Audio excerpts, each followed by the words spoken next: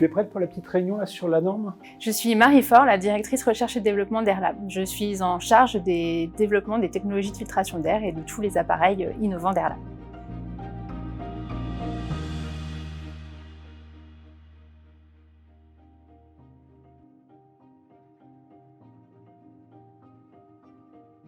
Il y a deux groupes d'experts en fait, qui s'opposent un petit peu.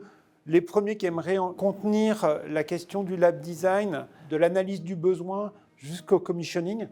En ce qui me concerne, je préférerais en fait qu'on aille jusqu'à l'utilisation et la fin de vie. Si on prend l'exemple de la durée de vie de la hotte, aujourd'hui, dans les premiers tests qu'on a fait, on a utilisé des matériaux recyclés. Par contre, en termes de résistance chimique, on perd du coup la capacité d'avoir une bonne résistance chimique. Ça va être un équilibre entre les différentes notions qu'on souhaite avoir. Tu mets le doigt effectivement sur quelque chose d'important. Il va falloir le transmettre aux experts, à la commission et pas faire d'erreur sur ce sujet-là. Participer à l'élaboration des normes, c'est un réel moteur pour la recherche appliquée en interne. Nous allons proposer des tests pour répondre à des problématiques qui auront été soulevées et voire même proposer des nouveaux tests pour enrichir ces discussions. L'approche normative évolue. Nous allons devoir travailler nos appareils dans le but d'avoir un laboratoire qui soit plus respectueux de l'environnement.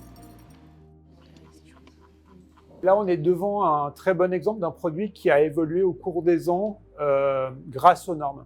Première version de la norme NFX 1511 en 1996, elle introduisait la notion de filtre de sécurité. Il a fallu à ce moment-là qu'on innove, c'est-à-dire qu'en tant que fabricant, on a été obligé de créer des hottes avec un deuxième filtre qui venait en sortie de colonne pour améliorer la sécurité des utilisateurs.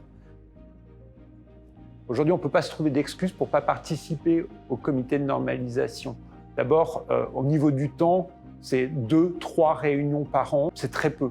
Le deuxième point, c'est que la plupart des dépenses que l'on va engager pour la normalisation sont éligibles au CIR. C'est un espace unique où des fabricants, des institutions, des utilisateurs peuvent échanger sans qu'il y ait une relation commerciale qui ait besoin de s'établir. Ça permet l'innovation, ça permet une meilleure compréhension de son marché, ça permet d'être plus efficace.